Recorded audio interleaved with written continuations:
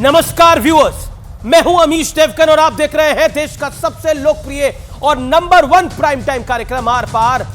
मोहम्मद रफी साहब आज याद आ गए और उनका मशहूर गाना याद आ गया, सुख के सब साथी दुख में ना कोई। आप सोच रहे होंगे कि आज अमीश देवगन ये गाना क्यों सुना रहे हैं, उन्हें ये गाना क्यों याद आ रहा है। असल में ये गाना कांग्रेस के मौजूदा हाल पर बिल्कुल फिट और सटीक बैठता है, क्योंकि याद कीजिए इसी साल मई का महीना था जब कांग्रेस गाजे बाजे के साथ कर्नाटक का किला फतह करके आई, तो ठीक अगले ही महीने कांग्रेस की अगुवाई में 26 दलों ने इंडी गठबंधन तैयार किया। तब कांग्रेस के सुख के दिन थे, लेकिन आज 3 राज्यों में जोरदार बड़ी हार के बाद कांग्रेस की हालत ऐसी हो गई है कि कांग्रेस के बुलावे पर स्टालिन व्यस्त है, नीतीश की तबीयत नासाज है और ममता बनर्जी ने आने से साफ मना कर दिया है। हेमंत सोरेन, अखिलेश यादव के पास फुर्सत नहीं है, यानी वक्त नहीं है। नतीजा कल होने वाली इस अलायंस की बैठक अब टल गई है। लेकिन इतना ही नहीं है, हार के बाद टीएमसी और जेडीयू से लेकर अखिलेश यादव तक सब कांग्रेस को आईना दिखा रहे हैं और कोस भी रहे हैं। तो दूसरी तरफ कांग्रेस ने ईवीएम का पुराना राग छेड़ दिया है। हालांकि यही ईवीएम तेलंगाना में परफेक्ट है, हिमाचल और कर्नाटक में भी कोई दिक्कत नहीं है क्योंकि वहां कांग्रेस की सरकार है। लेकिन राजस्थान, छत्तीसगढ़ में और मध्य प्रदेश में ईवीएम में कांग्रेस के लिए खोट दिख रही है, यानी कांग्रेस को खोट दिख रही है। तो आज इसी मुद्दे पर होगी देश की सबसे बड़ी बहस। जीते तो हम, हारे तो ईवीएम। आज का आर पार इसी पर।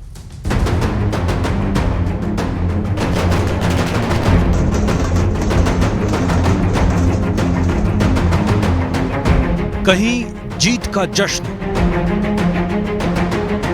कहीं ईवीएम पर ठीकरा।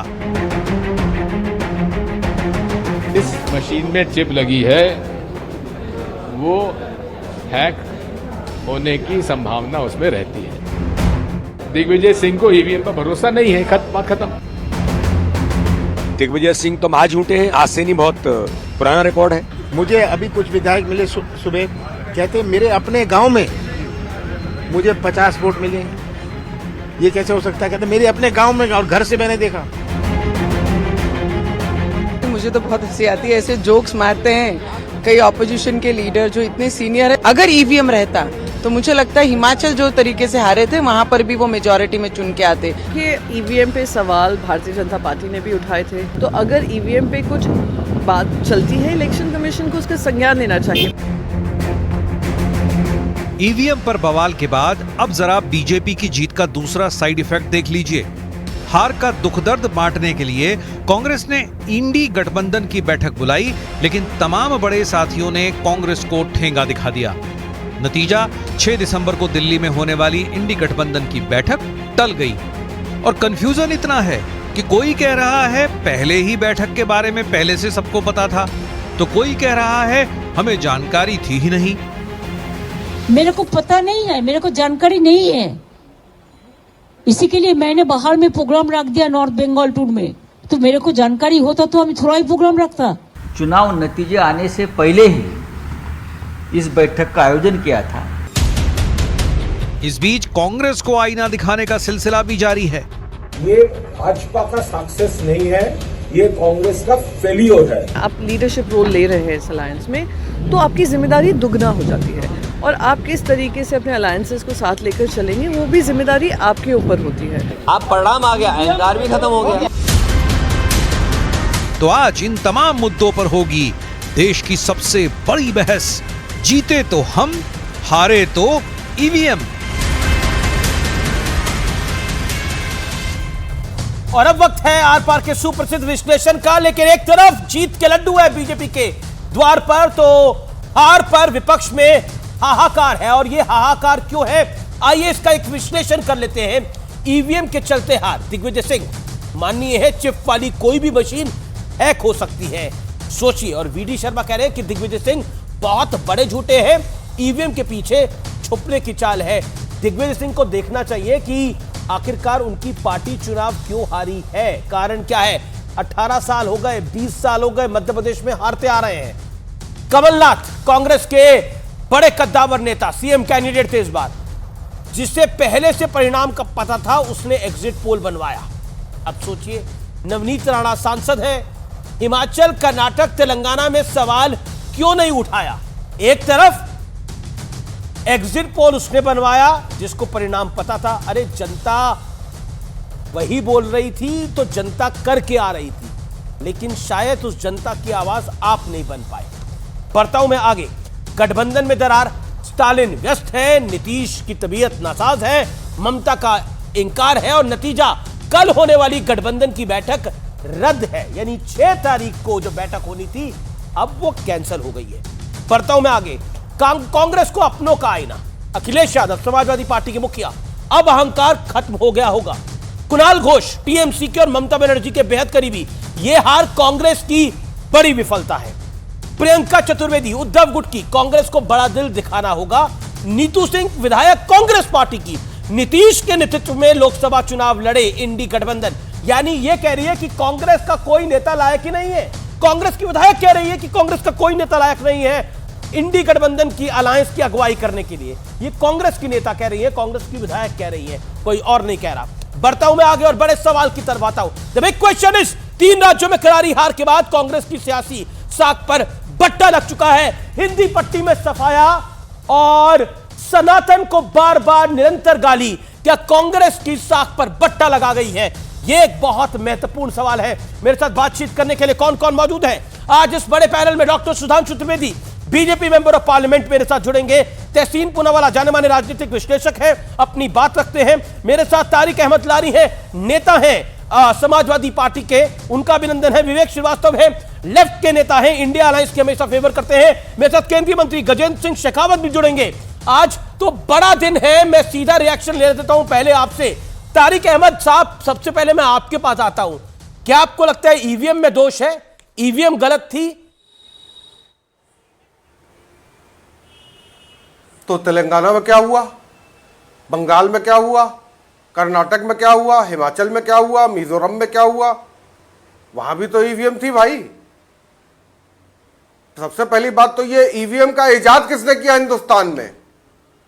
ईवीएम को लेकर कौन आया भारत में? और ईवीएम को इंट्रोड्यूस क्यों किया गया? आपको अंदाजा नहीं था कि ये इस तरह की हरकत हो सकती है? जब आप खुद ये लेकर आए हैं तो आज किस लिए रो रहे हैं बैठकर भाई? पर कमलनाथ जी कह रहे हैं, कमलनाथ जी और दिग्विजय सिंह कह रहे हैं, एक कह रहे हैं कि चिप वाली कोई भी मशीन हैक हो सकती है, और एक कह रहे हैं कि जिससे पहले से परिणाम का पता था उसने एग्जिट पोल बनवाया। उन दोनों का यही कहना है, इशारा यही है, ईवीएम खराब थी, हम तो सही हैं। आप समाजवादी पार्टी के हाहाकारी अहंकारी जवाब है उन लोग का। ये अहंकार से घिरा हुआ जवाब है। माननीय दिग्विजय सिंह जी हैं, तो अब मैं क्या कहूं, बहुत ही सीनियर मोस्ट और बहुत ही इज्जत लायक व्यक्ति हैं वो, हम बहुत इज्जत करते हैं उनकी, लेकिन अब थोड़ा सा रिटायरमेंट ले लेना चाहिए उनको। रिटायरमेंट ले लेना चाहिए। मैं रुक करता हूं विवेक श्रीवास्तव का। विवेक श्रीवास्तव, ईवीएम में दिक्कत है या इंडिया गठबंधन में दिक्कत है? यह कांग्रेस में दिक्कत है? देखिए, ब्लैक एंड राजनीति में ब्लैक एंड व्हाइट नहीं होता अमीश भाई। आप सीनियर आदमी हैं और स्टूडेंट ऑफ पॉलिटिक्स आप भी हैं और मैं भी हूं। ब्लैक एंड व्हाइट नहीं, ग्रे है। हाँ, ईवीएम भी एक फैक्टर होता है। ईवीएम में डेफिनेटली कुछ ना कुछ गड़बड़ियां होती हैं और हम तो चाहते हैं, सभी पार्टियां चाहती हैं विपक्षी की बैलेट बॉक्सेस पे हम शिफ्ट करें। दूसरी बात, कोऑर्डिनेशन बहुत खराब था INDIA के घटक दलों का और मान सम्मान एक दूसरे को नहीं मिला, वोट बटे। राजस्थान में हम अलग लड़ रहे थे, लेफ्ट वाले, कांग्रेस अलग लड़ रही थी, समाजवादी पार्टी अलग लड़ रही थी, मध्य प्रदेश के अंदर कांग्रेस अलग लड़ रही थी। कोऑर्डिनेशन की कमी थी, गलत था, जिसकी वजह से उससे भी रिजल्ट्स अफेक्ट हुए हैं। और कहीं ना कहीं एक सांप्रदायिक रणनीति हमेशा की तरह रही भारतीय जनता पार्टी की, हिंदू वोट भुनाने की। तो ये कई फैक्टर्स थे, किसी एक फैक्टर के ऊपर ही हम टिप्पणी ना करें, सबका मिश्रण लेकर के चलें। आपने बोला कि कई फैक्टर्स थे ईवीएम। विवेक आपने बोला ईवीएम भी एक फैक्टर है, कोऑर्डिनेशन में कमी भी एक फैक्टर है और हिंदू पोलराइजेशन भी एक फैक्टर है जी। और वोटर कोई फैक्टर नहीं है। तीनों को मैं मानता हूं। नहीं, देखिए वोटर, देखिए अब आप क्या होता है, अगर आप वोट परसेंटेज को स्टडी करेंगे तो जो 4 मिजोरम को अगर मैं साइड करके 4 राज्यों के अगर मैं वोट्स को गिनूं तो अभी भी कांग्रेस के टोटल नंबर ऑफ वोट चारों राज्यों में ज्यादा होंगे, शायद बीजेपी से लगभग बराबरी के हैं। वोट परसेंटेज में भी कोई ज्यादा फर्क आपस में नहीं है, और कहीं भी 1-2%, 3% का 19-20 होता है। मध्य प्रदेश के अंदर 50% बीजेपी वोट शेयर को टच कर रही है, 50% को क्रॉस कर रही है मध्य प्रदेश के अंदर। आप क्या बात कर रहे हैं? वो ठीक है, लेकिन लोकसभा चुनावों के अंदर उत्तर प्रदेश में बीजेपी ने 50% वोट शेयर क्रॉस करा, दिल्ली के अंदर 50% वोट शेयर क्रॉस करा। यानी अगर आप मिल भी जाएं तब भी नहीं हरा पा रहे उनको। बसपा और सपा मिल गए, ऐसा नहीं है। 2019 के लोकसभा चुनावों के अंदर आरएलडी मिल गई, वो नहीं हरा पाई। और मैं आपको बता रहा हूं 2022 का मैं चुनाव कवर कर रहा था। व्यूअर्स, ये बात आप नोट करिए और रिकॉर्ड करिए और इसे शेयर करिएगा। मैं आपको बताता हूं, मैं था मेरठ के आसपास, और मेरठ के आसपास मैंने वहां पे ताऊ घूम रहे थे, तो मैंने पूछा कि भाई आपको क्या लगता है इस बार चुनाव में क्या होगा, आरएलडी का क्या माहौल है आपको लगता है? बोला ये जयंतवा को जब बसपा और सपा ने समर्थन दे दिया, ये तब ना जीता तो इब क्या जीतेगा, ये उनका कहना था। भाई मोदी की लहर है, ये 2022 के विधानसभा चुनाव की मैं बात कर रहा हूं। भाई योगी का जोर है, ये कहना था उस ताऊ का। This is the practical approach. और मैं आपको ग्राउंड जीरो की बात कर रहा हूं, मैं कोई अनफिल्टर्ड बात बता रहा हूं। मैं फर्स्ट टाइम ये बात मैंने कहीं सार्वजनिक मंच पे कही है। This is what a voter said कि जो जयंत चौधरी सपा बसपा के अलायंस के बाद नहीं जीता, वो कैसे जीतेगा इस बारी? उसकी पार्टी कैसे जीतेगी? Exactly that happened. जवाब सुधांशु त्रिवेदी। देखिए, मैं पहली बात कहना चाहूंगा, आपने हिंदुओं का वोट एक तरफ कर दिया और आपने पोलराइज करा, और ईवीएम को दोषी है ही। देखिए, विवेक जी की पार्टी करना, जैसे केरल में भी एक ट्रेंड था कि एक बार यूडीएफ आती थी, एक बार एलडीएफ आती थी। पिछली बार एलडीएफ यानी लेफ्ट की सरकार थी, और एक बार यूडीएफ जिसको कांग्रेस लीड करती वो आती थी। इस बार पहली बार ऐसा हुआ कि सरकार बदली नहीं और एलडीएफ यानी कम्युनिस्ट पार्टी की सरकार कंटिन्यू कर गई। तो अब पता नहीं विवेक जी किस विवेक के आधार पर बोल रहे हैं कि इनकी पार्टी की सरकार कंटिन्यू कर गई केरल में, और इसके बावजूद उसमें ईवीएम की गड़बड़ी थी। मुझे लगता है कि इस बारे में ईमानदारी से विचार करना चाहिए। दिग्विजय सिंह जी के विषय में कहूंगा, दिग्विजय सिंह जी ईवीएम क्या, वो तो अपनी सरकार को ही दोष दे दिए थे। याद है 26/11 का जो हमला था, वो यूपीए यानी कांग्रेस की सरकार का कहना था कि हाफिज सईद ने कराया, और दिग्विजय सिंह जी का कहना था आरएसएस ने कराया। तो वो तो अपनी सरकार की ऐसी तैसी कर देते थे। तो ईवीएम के बारे में क्या बोल रहे हैं, उनके अपरिमित ज्ञान की तो कोई तुलना ही नहीं कर सकता है। अब विवेक जी ने जो दूसरी बात बोली थी, मैं उसके ऊपर कहना चाहता हूं। वास्तविकता यह है अमीश जी कि ये सारे दल पिटी पिटाई मानसिकता के पुराने धुराने फार्मूलों के ऊपर टिके हुए हैं। ये 21वीं सदी में कभी आए नहीं। इनकी घड़ी 1970, 80 और 90 के दशक में अटक गई है। इसलिए इनको लगता है जाति का कार्ड खेलेंगे, तुष्टीकरण का कार्ड खेलेंगे, और सब कुछ परिवार के पास रहेगा, फिर भी जनता इनको वोट कर देगी।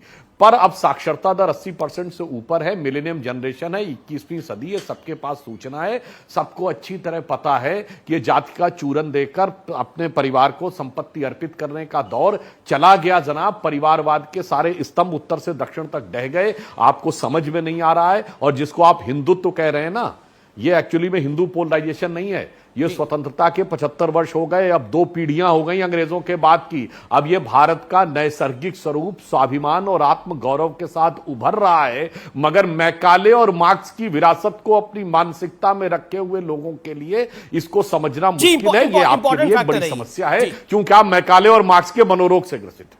जी ओके, मैं आपको मौका देता हूं अपनी बात को रखने का। मैं तहसीन आपके पास आ रहा हूं, लेकिन विवेक श्रीवास्तव जवाब। जी देखिए, जहां तक मार्क्स की बात है, इन्होंने शायद मार्क्सवाद पढ़ा नहीं है। और मार्क्स जो गरीब और पिछड़ों की एक लड़ाई है जो शुरू हुई थी और हमेशा रहेगी। ना तो मार्क्सवाद खत्म होगा, ना वामपंथ खत्म होगा। ये 19-20 के इलेक्शंस में हार और जीत से आप वामपंथ को चैलेंज मत करिए। ये तो हो गई पहली बात। दूसरी बात, क्या हम जानते नहीं है कि सांप्रदायिक राजनीति आप करते आए हैं 1992 से पहले से? हमेशा आपने इंडिपेंडेंस के टाइम पे कोई स्ट्रगल नहीं किया, उस वक्त भी यही समस्या थी। 1947 में जब पार्टीशन हो रहा था, तब भी आप लोग इसी में लिप्त थे, हिंदू वर्सेस मुस्लिम में। महात्मा गांधी का एक असैसिनेशन हुआ, वो भी सांप्रदायिकता के तहत हुआ, और एक हिंदू ने ही किया, जो एक सबसे पहला जिसको हम आतंकवादी मानते हैं, आजाद हिंदुस्तान का। तो क्या ये सब चीजें सत्य नहीं है? कौन सी 21वीं सदी? हम तो बात करते हैं विज्ञान की और वैज्ञानिक सोच की, और आप क्या बात करते हैं? अगर किसी आदमी ने क्वेश्चन कर दिया कि बाबा रामदेव गौमूत्र बेचते हैं 90 रुपए का और दूध बेचते हैं 40 रुपए का, तो क्या ज्यादा महंगा हुआ और क्या ज्यादा जरूरी है और किस तरह की दिशा में हम चल रहे हैं, तो आपको क्यों दर्द होता है? आप वैज्ञानिक सोच की बात करिए ना। डरे हुए लोगों को ईश्वर का डर दिखा करके राजनीति करना, क्या यह देश को ले जाएगा और सुपर पावर बनाएगा संस्कृति के नाम पर, या पिछड़ा हो जाएगा? हर व्यक्ति के जीवन में समस्याएं हैं। सुधांशु जवाब तारिक अहमद भी कुछ कहना चाहते हैं, लेकिन सुधांशु 30 सेकंड। जी देखिए, बिल्कुल संक्षेप में कहता हूं। देखिए, जो मार्क्स के बारे में कही, कितनी मजेदार बात है अमीश जी। अरे मार्क्स को अपनी धरती पे नकार दिया गया, लेनिन को अपनी धरती पे नकार दिया गया, मगर उसके झंडा बरदार अलंबरदार आज भी यहां आकर उस गफलत की दौर में जीते रहना चाहते हैं। और रही बात वैज्ञानिकता की और इन सारी बातों की, तो जनाब जिसको आप सनातन धर्म को उन्मूलन की बात करते हैं, समझिए एटम बम के आविष्कारक रॉबर्ट ओपेनहाइमर से लेके सबसे पहला गैलेक्सीज में अपना सोलर सिस्टम के बियॉन्ड सैटेलाइट के द्वारा परग्रही सभ्यता को संदेश रखने वाले कार्ल सेगन से लेके इरविन श्रोडिंगर से लेके नील्स बोर से लेके वर्नर हाइजेनबर्ग तक के वैज्ञानिकों को उसमें ज्ञान नजर आया है। रॉकेट साइंस के फादर वॉन ब्रॉन का जो गुरु था हरमन ओबर्ट, उसको ज्ञान नजर आया है। Nobody followed Hinduism. इनमें से किसी ने हिंदू धर्म का ना पालन किया भाई, और ना कोई ऐसी साइंटिफिक थ्योरी थी जिसको इन्होंने, जहां आप बता दीजिए कौन सी थ्योरी कहां लिखी या है? धरती स्थिर थी, वो अवैज्ञानिक था, वो आपको समझ में आ सकता है। इसलिए मैं कह रहा हूं मान्यवर विवेक जी, और उसको दिखाइए कौन से हिंदू ग्रंथ में लिखा हुआ है। सारी की सारी बातें इक्वेशन बता दीजिए, सारी की सारी बातें अब जनता, अब आपका जो एक सेकंड आज के विषय पर आते हैं। मेरा निवेदन है आज के विषय पर आते हैं। आपने बोला कि उनमें से कोई भी हिंदुइज्म को फॉलो नहीं करता था, लेकिन ये देश तो सनातन और हिंदुइज्म को फॉलो करता है ना। यही तो खास बात है, जो हिंदू नहीं था इसके बावजूद हिंदू धर्म ग्रंथों में विज्ञान देख रहा था। मगर कुछ लोग ऐसे हैं किस्मत के मारे हैं। आप मुझे एग्जांपल दे दीजिए ना, कहां देखा? आप मुझे बता दीजिए किस हिंदू ग्रंथ में श्रोडिंगर वेव इक्वेशन लिखा है, किस हिंदू ग्रंथ में E = mc² लिखा है, किस हिंदू ग्रंथ में न्यूटन का थर्ड लॉ लिखा है? अब पूछा ना आपने, अब पूछा ना, मैं जवाब दे। भारत की अब सुनिए, बात करें। इरविन श्रोडिंगर की किताब है व्हाट इज लाइफ। सुनिए, इरविन श्रोडिंगर की किताब है व्हाट इज लाइफ, जिसमें पूरा एक चैप्टर उपनिषदों के ऊपर है। और सुनिए, मैं दूसरा आपको किताब है अनकॉमन विजडम। भाई देखिए, आपने हमने टर्न पे बोली, ये विवेक जी की बहुत गलत आदत है। विवेक जी नहीं बोलने लगते हैं। इरविन श्रोडिंगर की किताब है व्हाट इज लाइफ, और जिसमें कि उन्होंने पूरा एक चैप्टर उपनिषदों पे लिखा है। अब सुनिए, फिट्जैक कैपरा की किताब है अनकॉमन विजडम, उसमें पेज नंबर 41-42 तो हर कोई वर्नर हाइजेनबर्ग को कोट करते हुए लिखता है कि उन्होंने रविंद्रनाथ टैगोर जी के साथ डिस्कशन के दौरान इस थ्योरी को जो अनसर्टेनिटी उन्हें समझ में नहीं आया, फिर बोल रहे बीच में बदतमीजी करते चले जाते हैं। जब मैं फैक्ट के साथ बोल रहा हूं, किताब का नाम कोट कर रहा हूं, राइटर को कोट कर रहा हूं, पेज कोट कर रहा हूं, यही ना मैं कहना चाहता हूं। झूठ का प्रपंच जो कम्युनिस्टों ने बनाया था, अब सूचना की क्रांति में उसके परखचे उड़ गए हैं। मार्क्स को मार्क्स की धरती में पूछने वाला कोई नहीं है, मगर यहां पूछने वाले आज तक बैठे हुए हैं, क्योंकि वो मार्क्स की और मैकाले की मानसिक मैरिजुआना से ग्रसित है। ये ड्रग्स हो गई है, जैसे ड्रग एडिक्ट को कुछ दिखाई नहीं पड़ता, वैसे ये मार्क्स और मैकाले की मारिजुआना के ड्रग एडिक्ट हो गए, इसलिए इनको कुछ समझ में नहीं आ रहा है। किताब राइटर पेज कोट करने में समझ में नहीं आ रहा। आपने अपनी बात को रखा। मैं तहसीन पूनावाला के पास जाना चाहता हूं, वो काफी देर से इंतजार कर रहे हैं। Tehseen Poonawalla, it is your time. आपने पेशेंटली अपने टाइम का वेट करा, लेकिन पॉइंट यह है कि ईवीएम का दोष है, हिंदूवादी ताकतों ने वोट डाल दिया उसका दोष है, और ईवीएम कर्नाटक, तेलंगाना, हिमाचल में सही थी, यहां गलत हो रही है ईवीएम। अखिलेश यादव कह रहे हैं अहंकार अब तो कम हुआ होगा। टीएमसी कह रही है ये कांग्रेस की हार है, बीजेपी की जीत नहीं है, कांग्रेस की हार है। जी अमित जी, अव्वल तो मैं आदरणीय सुधांशु त्रिवेदी जी को मध्य प्रदेश, छत्तीसगढ़ और राजस्थान में जो बीजेपी की जीत हुई है उस पर ढेर सारी बधाई देना चाहता हूँ, और उम्मीद करता हूँ कि भाजपा इन तीनों राज्यों में जनता की सेवा करेगी। ईवीएम में क्योंकि मैं खुद एक पिटिशनर हूँ, और माननीय इलेक्शन कमीशन ने जब सारे एमपीज और एमएलएस को बुलाया था एक मीटिंग में कॉन्स्टिट्यूशन क्लब में, मैं ही एक व्यक्ति था जो ना ही एमपी या एमएलए या पूर्व एमपी या एमएलए था जिसको न्योता मिला था कि वहाँ आकर ईवीएम पर कुछ बातचीत करें। तो मैं कुछ तथ्य रखना चाहता हूँ। जी, तो इसमें मैं कुछ तथ्य रखना चाहता हूँ। देखिए, ईवीएम की वजह से नहीं हारी है कांग्रेस, लेकिन जो कांग्रेस और जो विपक्ष चाहती है, आपके माध्यम से अगर मैं बता दूं कि जो वीवीपैट है वो 100% वीवीपैट का काउंटिंग है, उसमें 1-1.5 घंटे का और काउंटिंग का समय लगेगा, और मुझे लगता है 1-1.5 घंटा 2 घंटा भी लगे तो लोकतंत्र के लिए अच्छा है, ताकि ट्रांसपेरेंसी हो। दूसरा जो वो मुद्दा उठाना चाहती है, जहां तक मेरी जानकारी में, जो मैं उन्हें एडवाइस दे रहा हूं, वो वीवीपैट जिस पेपर पे प्रिंट होता है वो पेपर पे इंक चली जाती है, तो आपको अगर पिटीशन भी डालना होता है किसी रिजल्ट को चैलेंज करने के समय, उसको 3-4 महीने लग जाता है, तब तक वो इंक डिसअपियर हो जाती है। तो हमारी डिमांड है कि जो वीवीपैट का पेपर है वो बार कोडेड हो और वो डिसअपियर ना हो इंक, ताकि वो टैली हो सके। इसके अलावा इस वक्त देश का मूड ईवीएम के खिलाफ नहीं, और विपक्ष भी नहीं उठाना चाहती है। पर विपक्ष नहीं है, मेरे पास कई सारे बयान है, मेरे पास कई सारे बयान है तहसीन जी, मेरे पास कई सारे बयान है, चाहे वो दिग्विजय सिंह का हो, कमलनाथ का डायरेक्टली इनडायरेक्टली बयान हो, प्रियंका चतुर्वेदी का स्टेटमेंट हो, ये सारे स्टेटमेंट है ईवीएम को लेकर। इससे विपक्ष को नुकसान होगा। कमलनाथ जी ने कुछ डायरेक्टली नहीं कहा और दिग्विजय सिंह जी ने कहा कि उनका व्यक्तिगत बयान है। विपक्ष को जो मेरी एडवाइस है, और 6 तारीख को मीटिंग हो रही है, उसमें भी मैं उनको यही बताने वाला हूं 6 की मीटिंग कैंसिल हो गई है, 100% अपनी जानकारी को अपडेट रखिए, 6 की मीटिंग कैंसिल हो गई है। वो इनडायरेक्ट, ममता जी आने को तैयार नहीं है, अखिलेश जी ने मना कर दिया है, और स्टालिन भी नहीं आ सकते। मेरे पास पूरी जानकारी है, मैं बता देता हूं क्या क्या है। स्टालिन व्यस्त है, नीतीश नासाज है, ममता का इंकार है, अखिलेश यादव नहीं आ रहे हैं, इसके अलावा सिर्फ हेमंत सोरेन तक ने मना कर दिया है, कोई आने को तैयार नहीं है। लेकिन जो भी इनफॉर्मल मीटिंग होने वाली है 6 के बाद, और उसमें शायद उद्धव जी वगैरह आ रहे हैं, वहां पर ये बात रखी जाएगी कि वीवीपैट की 100% काउंटिंग हो। मुझे लगता है इसमें न जनता को आपत्ति होगी, ना भाजपा को होगी। आई थिंक वो फेयर जी, तारिक अहमद कुछ कहना चाहते हैं। तारिक अहमद मैं कुछ 2 मिनट, मैं बहुत समय के बाद आया, अगर मुझे एक चीज और कह दूं, सिर्फ एक ही लाइन बोलिए, अपनी बात 2 मिनट बोलिए। तारिक अहमद एक बात ऐड करना चाह रहे हैं। एक ही लाइन हाँ, एक ही लाइन बोलिए।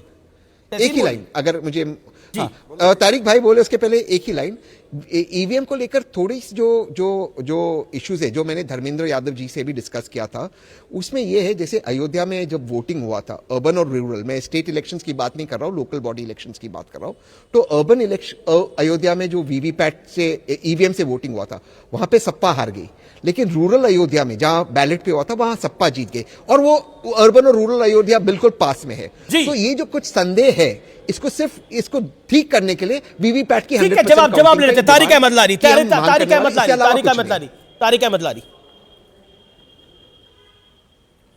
देखिए, पहली बात तो ये इंडिया अलायंस के बारे में जो विवेक श्रीवास्तव जी ने बड़ा हंगामा काटा था मेरे साथ आप ही के चैनल में बैठकर, और पूना वाला भाई ने हंगामा काटा था, आज वो चीज आपको अमीश भाई सामने दिख रही है। नहीं, जो आप बोल रहे थे वही हो रहा है। क्या प्रॉब्लम चल रही है, वही हो रहा है। अब मैं आपको फिर बता रहा हूं, थर्ड फ्रंट की तरफ हम लोग बढ़ रहे हैं, थर्ड फ्रंट की तरफ हम लोग बढ़ रहे हैं। ममता जी ने एक बात कही थी कि कांग्रेस को समझौता करना पड़ेगा कि जहां पे उसकी हैसियत नहीं है वहां पे वो ना बोले, तो अब वही पोजीशन आ रही है जो मैंने उस दिन बोला था। और विवेक जी, अरे नहीं, और ये होगा तो हंगामा होगा, तो इलेक्शन के बाद सब एक है, तो फलाने।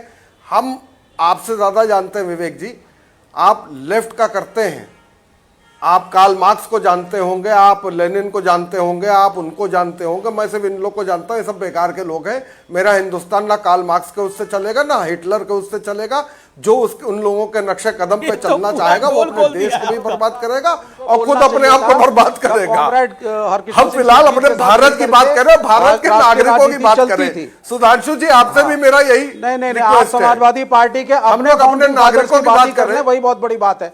शायद आपको वही नहीं ज्ञान है, आपको ये भी नहीं ज्ञान है कि हमारे फाउंडिंग फादर्स के बारे में पहले भी आपको प्रॉब्लम नहीं होनी चाहिए। जी को हमने चीफ गेस्ट के रूप में कम्युनिस्ट पार्टी के हेडक्वार्टर्स में बुलाया था एबी वर्धन की मेमोरियल मीटिंग में, प्रधानमंत्री मनमोहन सिंह के साथ। आपको यह भी नहीं पता होगा।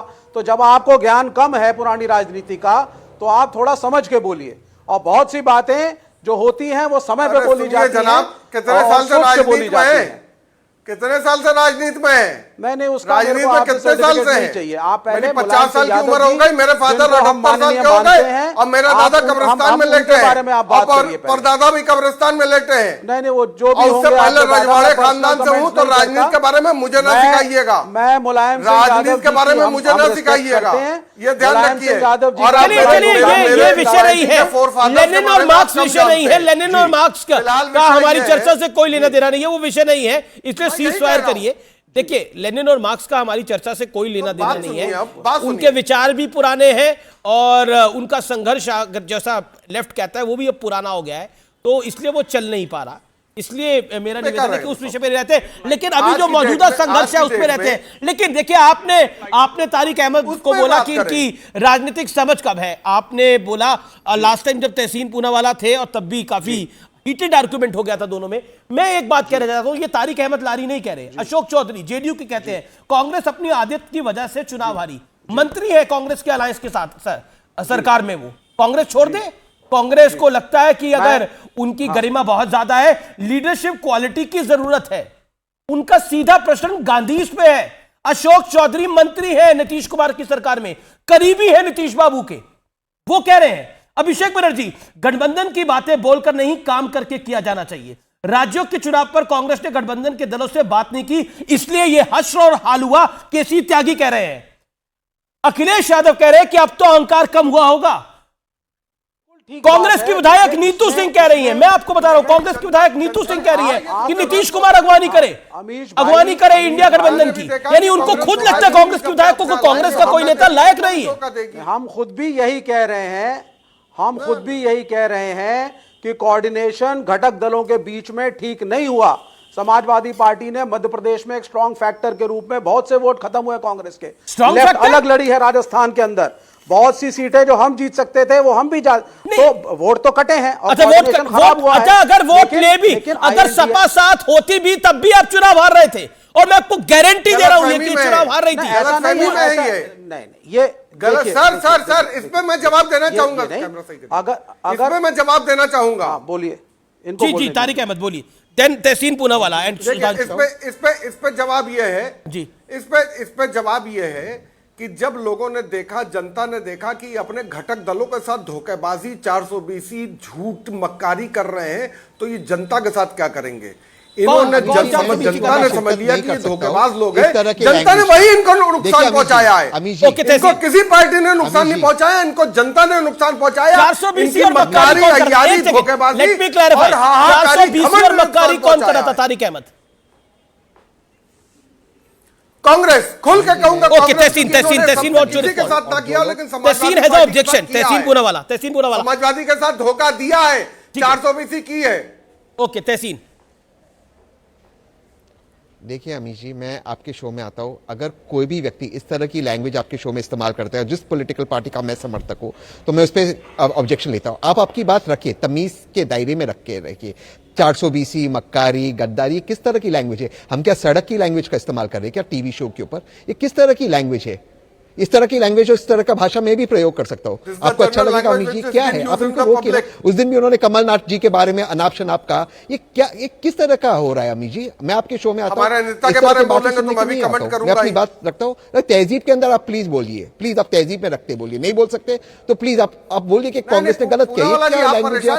नेशनल टीवी पे इस तरह की भाषा का प्रयोग करते हो, मक्कारी, ये क्या लैंग्वेज है? डायरेक्ट नहीं है, मैं कांग्रेस अमीश जी मैं अपनी बात रखना चाहता हूं, अगर आप इजाजत दें। मतलब ही होता है, लेकिन आप इनको कह रहे हैं कि 420 और मक्कारी खराब शब्द है। अब आप मुझे बताइए, अजय राय ने क्या शब्द बोले थे अखिलेश यादव के लिए चुनाव के भीतर?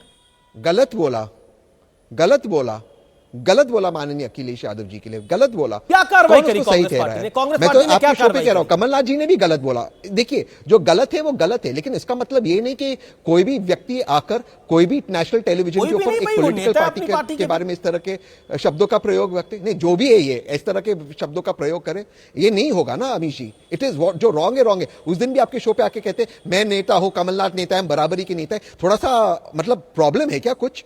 ये क्या हो रहा है आपके शो पे अमीश जी? मैं आपकी बहुत रिस्पेक्ट करता हूं, कोई किसी को भी आप ले आते हैं, पर्सनल अटैक है। आप माइंड की ओर इशारा कर रहे हैं और बोले कि इनके दिमाग में कुछ प्रॉब्लम है, तो ये पर्सनल अटैक है। एनीवेज, खैर अमीश जी, मैं अपनी बात मैं अगर आप इजाजत दें, मैं 30 नहीं, मैं तो इजाजत दे रहा हूं आपको। पर्सनल अटैक तारिक अहमद लारी करने लगेगा तो पूनावाला जी बैठ ना पाएंगे। आप पर्सनल अटैक मैंने किया ना तो आप बैठ ना पाएंगे, ये थर्ड फिर आप कहेंगे समाजवादी वाले ऐसी बात कर रहे हैं। पहले अपने नेताओं को देखिए, अपने कैरेक्टर को देखिए, अपनी जबान को संभालिए।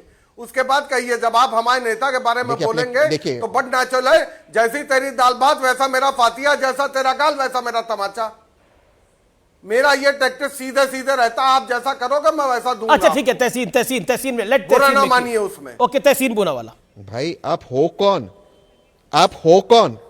प्लीज अभी आप प्लीज अरे मेरे आप बीच में कौन बोलना हो? बंद कीजिए। मैं आपसे आप बात कौन नहीं हो? कर रहा हूं। ये आपको आप सेल्फ कौन हो? इंपॉर्टेंस की आपको सेल्फ आप इंपॉर्टेंस कौन की हो? बीमारी है। अरे आप खुद आप को हो अपने कौन? आप को सेल्फ इंपॉर्टेंस है। आप मैं हो आपसे कौन? बात I नहीं कर don't रहा हूं, मैं अमित जी recognize से you. बात कर रहा हूं। आप जब भी हो मैं अमित जी कौन? से बात कर रहा हूं, बीच में अरे आके आप हो बात कर कौन? रहे हैं। आप क्यों बात कर रहे हो यहाँ तमाशा, पे? किस हैसियत से गटर, बात कर रहे हो? 420 मक्कारी, किस क्या हैसियत चल से रहा बात कर रहे हो? है? आपको आप कौन हो जो कोई यहाँ तमीज बैठे हुए है? हो? अच्छा, तहजीब है आपको बात करने की? आपको क्या आप कहीं किस से हैसियत से आप कहीं से कैमरे आप में उनको बात कर पकड़ रहे के हो? ले आए क्या? आप कैसे बैठे हो यहाँ पे? पर्सनली आप कैसे आ गए यहाँ पे? ऐसी जगह से ले आए जहाँ पर कोई ट्रीटमेंट चल रही थी, किस तरह की बातें कर रहे टीवी चैनल पे? ये राष्ट्रीय चैनल है। नहीं देखिए, एक मर्यादित दोनों तरफ से मर्यादित रहना चाहिए। He is my guest, my respected guest, and और आप भी मेरे सम्मानित गेस्ट हैं। मेरा एक सेकंड देखिए, कांग्रेस और सपा के अंदर मैं मानता हूं कि खटास है, लेकिन मन की खटास को सार्वजनिक मंच पर इस तरह से मत रखिए। ओके तहसीन, मैं आपको 30 सेकंड दे रहा हूं, तब तक आपका तारिक ऑडियो बंद कर रहा हूं, फिर तहसीन का ऑडियो बंद करूंगा। Tehseen, you are my respected guest. Tehseen, make your point. नहीं, आपको मेरी ऑडियो बंद करने की जरूरत नहीं, मैं किसी के बीच में नहीं आप बोलते, आप नहीं बोलते। मैं कह रहा हूं कि जो हुआ वो जो हुआ वो अनफॉर्चुनेट हुआ, मैं इस बात को मानता हूं, और शायद बड़ा दिल दिखाने की जरूरत थी। लेकिन अगर आप देखें, वोट्स काउंट करें, तो मान भी लेते कि सपा और कांग्रेस एक साथ लड़ती मध्य प्रदेश में, और मान भी लेते सपा 60 सीट जीत लेती, 7 सीट की मांग कर रही थी, और कांग्रेस उसके कारण और 4-5 सीट जीत जाती। डिफरेंस कितना था? इससे फर्क नहीं पड़ता था अमित जी, ये पहली बात है। इसका मतलब ये नहीं कि इंडिया अलायंस की और बातचीत नहीं होनी चाहिए। जो विवेक भाई कह रहे बिल्कुल सही कह रहे, इसका एक फॉर्मूला निकलना है, और मैं आपके शो पे बहुत जिम्मेदारी से कह रहा हूं 90% डिफरेंसेस सॉर्ट आउट है। मैं आपको थोड़ा सा समय लेके उदाहरण दूंगा। चाहे केरल और पंजाब में गठबंधन हो या ना हो, भाजपा तो वहां पे नहीं आएगी। चाहे वेस्ट बंगाल में गठबंधन हो या ना हो, भाजपा वहां पर गेन नहीं करेगी। भाजपा मेन ऑपोजिशन है, आप क्या बात कर रहे हैं? भाजपा मेन ऑपोजिशन है बंगाल के अंदर। सुधांशु त्रिवेदी का मैं रिएक्शन लेना चाहूंगा, लेकिन मुझे ब्रेक के लिए रुकना पड़ेगा। लेकिन मोटरोला ब्रेक हम लेंगे यहां से, और आइए देखते हैं ट्वीट मोटरोला फोन से। और ट्वीट देख रहा हूं मैं रोहित का, आखिर विपक्ष कब तक ईवीएम पर ठीकरा फोड़ता रहेगा? ये जनता जनार्दन की राय है। जनता आपको वोट नहीं दे रही, तो इसमें ईवीएम क्या करेगी? ब्रेक ले रहा हूं, लेकिन ब्रेक के बाद बहुत बड़ी खबर। इंडिया गठबंधन में बहुत बढ़ गई है तकरार। क्यों, कैसे और कब? बहुत बड़ी खबर एक अंतराल के बाद।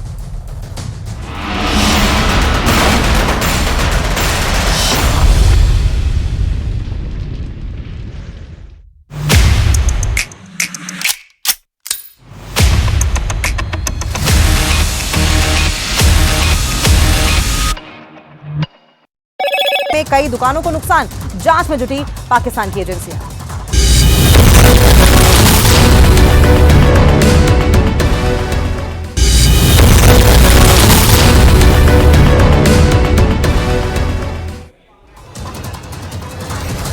मौसम विभाग ने मिगजॉम तूफान के दोपहर तक आंध्र प्रदेश के एसपी तट के पास टकराने की चेतावनी जारी की है। नेल्लौर और मछलीपट्टनम में 210 किलोमीटर प्रति घंटे की रफ्तार से तूफान के टकराने की आशंका।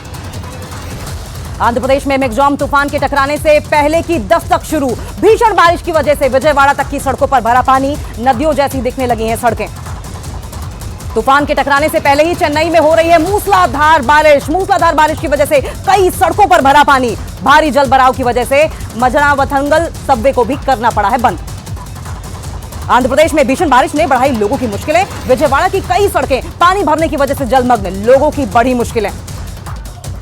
आंध्र प्रदेश के बपचला में मिगजॉम तूफान से पहले ही दस्तक दिखाई देने लगी है। तेज हवाओं की वजह से कई इलाकों में होर्डिंग्स उखड़ी, समंदर की लहरें भी हुई तेज। तूफान को लेकर रेस्क्यू टीम को तमिलनाडु, आंध्र प्रदेश और पुडुचेरी में एनडीआरएफ की 24 टीमों को करना। बयान नहीं देना चाहिए था, अधीर रंजन चौधरी ने बोला है, तो कांग्रेस का हृदय परिवर्तन हुआ है। सनातन पर हमला बर्दाश्त नहीं है, आचार्य प्रमोद कृष्णम कह रहे हैं। मैं सीधा रुख करता हूं सुधांशु त्रिवेदी का। ये पूरी हिंदी पट्टी हारने के बाद कांग्रेस का जरूर हृदय परिवर्तन हुआ है। आपका रिएक्शन सुधांशु त्रिवेदी? देखिए, यही एक समस्या है कि जो अलग अलग चेहरे थे, जो मैं पहले कह रहा था, बताइए कमलनाथ जी ने गौ सेवा के बारे में अपने घोषणा पत्र में चुनाव में कहा कि हम उसको बढ़ाएंगे, राजस्थान में भी कहा गया, और वहां पर ये बताइए इस ढंग का कमेंट हो रहा है, और उसके बाद साथ रहने में ये जो बैलेंसिंग है वो बड़ी समस्या है। देखिए अभी आपके डिबेट के ऊपर अमीश जी जो कुछ दिखाई पड़ा इस इंडिया गठबंधन के बीच में, जो सौहार्दपूर्ण समन्वय दिखाई पड़ा, उसे देखकर मेरे मन में जानते हैं क्या भाव उत्पन्न हुआ, वो मैं आपको अभी बाद में बताऊंगा। पहले आपके इस प्रश्न का उत्तर दे दूं। जिन लोगों के मन में हिंदू धर्म और सनातन धर्म के बारे में इस ढंग का भाव रहता है, उनके साथ जानते क्या गति होती है। एक रामचरितमानस की चौपाई है कि सुमति कुमति सबके उर रही, अर्थात अच्छी मति, अच्छी बुद्धि और बुरी बुद्धि सबके मन में रहती है। सुमति कुमति सबके उर रही, नाथ पुराण निगम यह कहीं, यही पुराण और उपनिषद कहते हैं। जहां सुमति तहां संपत्ति नाना, जहां कुमति तहां विपत्ति निधाना।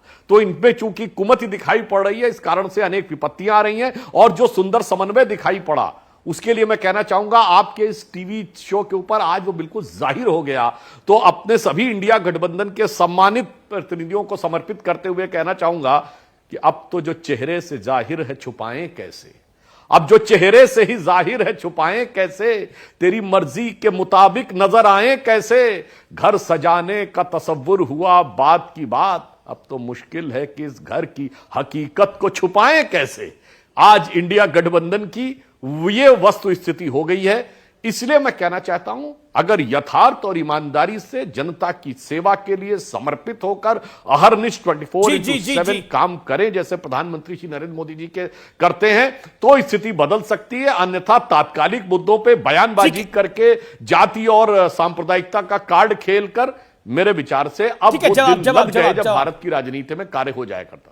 जी Tariq Ahmed 30 second, sharp 30 second. देखिए यहाँ पहली बात है, यहाँ कोई कवि सम्मेलन नहीं चल रहा सुधांशु जी, एक बात को ध्यान रखिए, ना मुशायरा चल रहा है ना कवि सम्मेलन चल रहा है। दूसरी बात यह है कि कौन सा इंडिया गठबंधन, मैं तो पिछले 3 महीने से चिल्ला रहा हूं और आप भी सामने बैठे हुए हैं, मैं पूछ रहा हूं कौन सा इंडिया गठबंधन। जबरदस्ती आप कह रहे हैं इंडिया गठबंधन, इंडिया गठबंधन, इंडिया गठबंधन। हमारा कौन सा इंडिया गठबंधन है अमीश जी, आप ही बता दीजिए। मुझे तो कहीं दिखाई नहीं, मैंने पिछली बार भी कहा था, और मुझे अभी हजारों मील तक दिखाई नहीं दे रहा है, मुझे वाकई में नहीं दिखाई दे रहा है। मुझे थर्ड फ्रंट जरूर दिखाई दे रहा है, वो थर्ड फ्रंट कौन रहेगा कौन नहीं रहेगा ये मुझे नहीं मालूम है। ठीक है सुधांशु, ये तय है कि इंडिया गठबंधन नाम की कोई चीज नहीं है। उन्होंने कोई मुशायरा नहीं सुनाया था, कोई कविता नहीं सुनाई थी, उन्होंने एक छंद सुनाई थी। ओके सुधांशु त्रिवेदी। देखिए मैंने तो मैटर को थोड़ा लाइट करने का प्रयास किया। लारी साहब आपने सही कहा, यहां ना कवि सम्मेलन नहीं था, यहां तो दे दनादन चल रहा था, एक दूसरे के ऊपर दे दनादन, और पता नहीं अगर ब्रेक ना आ जाता तो भाषा कहां पहुंच जाती। और अगर इंडिया गठबंधन नहीं है, लारी साहब इंडिया गठबंधन नहीं है, तो ये मुंबई की बैठक में अखिलेश यादव जी किस में गए थे? वो पीछे तो लिखा था ना, जुड़ेगा भारत, जीतेगा इंडिया, तो आकर बोलते थे। तो कृपया आज आप स्थिति स्पष्ट कर दीजिए कि समाजवादी पार्टी के नेता जो कहते हैं कि वो इंडिया गठबंधन के साथ हैं या नहीं है, बिल्कुल साफ कर देना चाहिए। बड़ी खबर, बीजेपी युवा मोर्चा के राष्ट्रीय अध्यक्ष और member of parliament Tejasvi Surya की बड़ी स्टेटमेंट है कि इंडिया गठबंधन में सांप और नेवले दोनों हैं। विपक्ष पर यह अब तक का सबसे बड़ा हमला है भारतीय जनता पार्टी का। इंडिया गठबंधन अस्वाभाविक है। जो बात तारिक अहमद लारी कह रहे थे, जो बात कई विपक्षी दल अब लाइन से कह रहे हैं, मैं इस पर आपका तहसीन पूना वाला रिएक्शन चाहूंगा। तेजस्वी सूर्या कह रहे हैं ये लोग आपस में लड़ते रहेंगे, सुधांशु त्रिवेदी भी यही कह रहे हैं, तारिक अहमद भी यही कह रहे हैं कि अलायंस अब कोई नहीं है, अब तीसरा फ्रंट है, और उस तीसरे फ्रंट पे कांग्रेस की एंट्री नहीं है। तेजस्वी सूर्या जी कर्नाटक को संभाल ले, वहां पे इनको एलओपी अपॉइंट करने में इतना समय लगा, अब तक शायद एलओपी अपॉइंट नहीं किया है भाजपा ने, और वहां के अध्यक्ष को, स्टेट के अध्यक्ष को येदियुरप्पा जी के बेटे को उन्होंने बनाया इतने महीने के बाद। तो कर्नाटका में तो बीजेपी का सफाया हो चुका है। लेकिन जो बात है इंडिया अलायंस की, यहाँ कहेंगे कोई इंडिया अलायंस नहीं है, ठीक है, तो शायद अखिलेश यादव जी ऐसे ही मुंबई आए थे हायत के अंदर, वहां इंडिया अलायंस की मीटिंग थी, उसका एजेंडा तो आपके पास भी आया था ना अमीश जी, इंडिया अलायंस जी आया था ना, तो अमीश जी तो शायद अखिलेश जी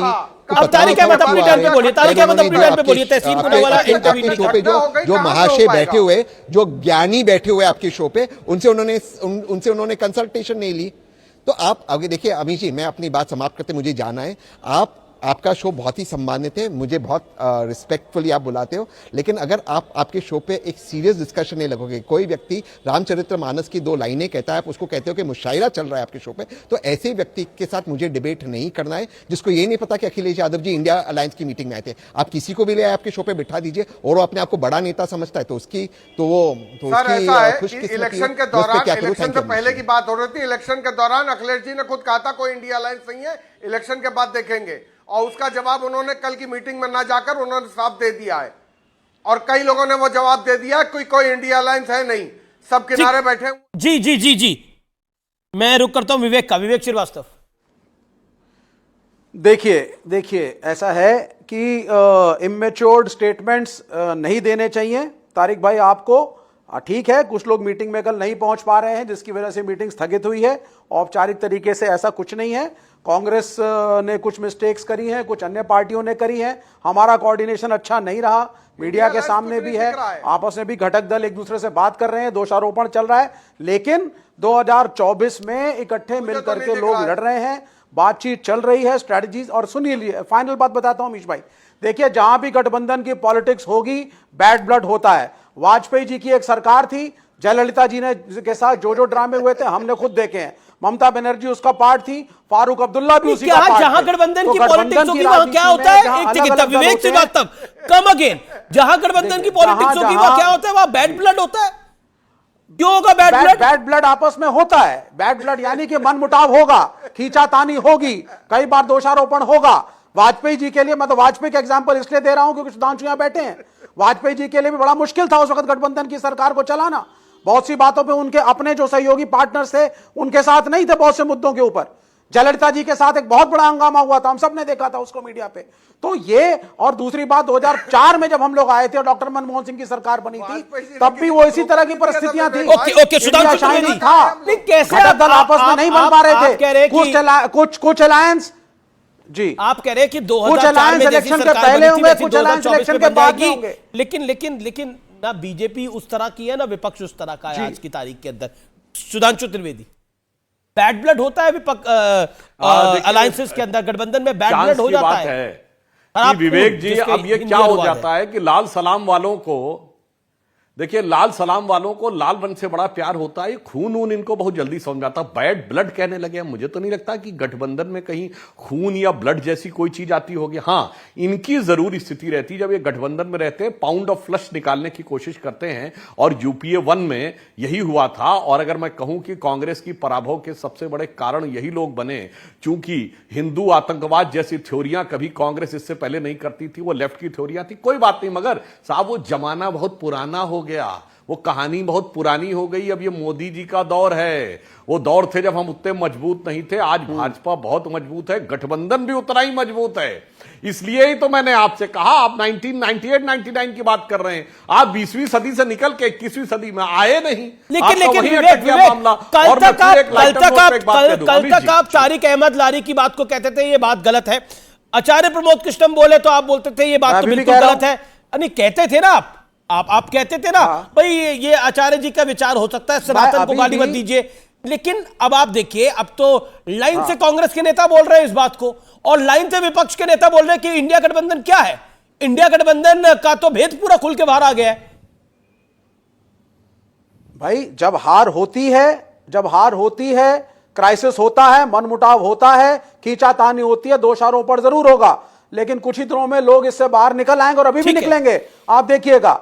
अगर ऐसा होता तो औपचारिक रूप से आकर के ममता बनर्जी बोल देना INDIA खत्म है, बोल दें आकर के। ममता बनर्जी ने यह बोला, इसका अर्थ क्या आप बता दीजिए? क्योंकि ममता बनर्जी मतलब लेफ्ट कांग्रेस के नेता इंटरनली ये कह रहे हैं कि कांग्रेस का वामपंथीकरण कांग्रेस की लुटिया को डुबा रहा है, और ममता बनर्जी क्या कह रही है? ममता बनर्जी कह रही है मुझे पता नहीं है, मुझे जानकारी नहीं है, इसलिए मैंने नॉर्थ बंगाल में कार्यक्रम रखा हुआ है।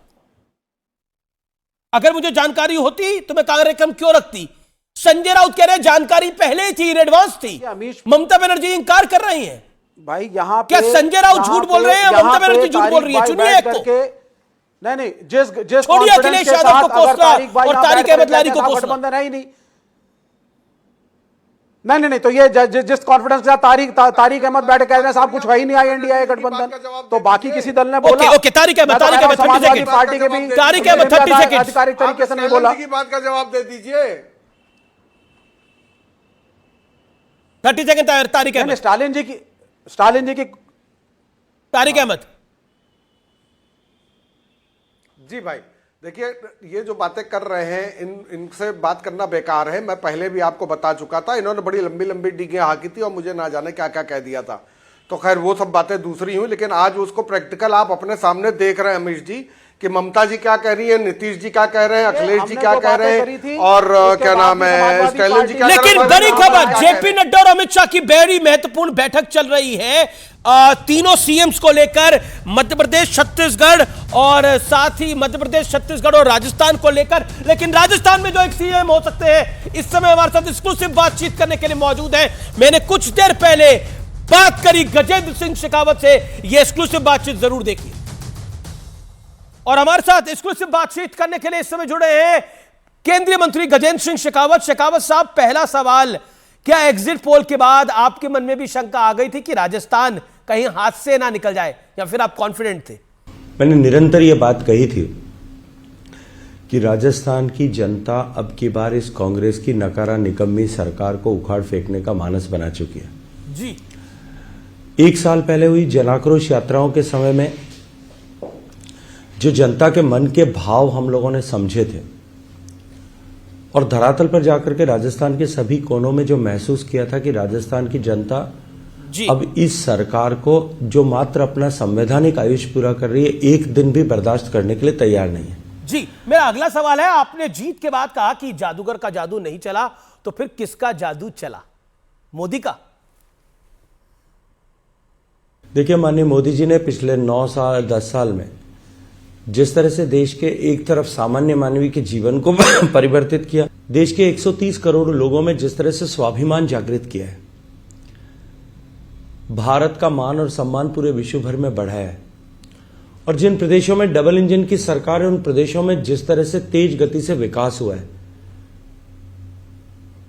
जादू तो माननीय मोदी जी का चल रहा था जी। और या फिर भारतीय जनता पार्टी के कार्यकर्ताओं के परिश्रम का चल। लेकिन क्या सनातन धर्म का विरोध कांग्रेस के लिए श्राप बन गया, जैसा कांग्रेस के एक बड़े नेता ने भी ट्वीट किया, और जाति का मुद्दा भी नहीं चला?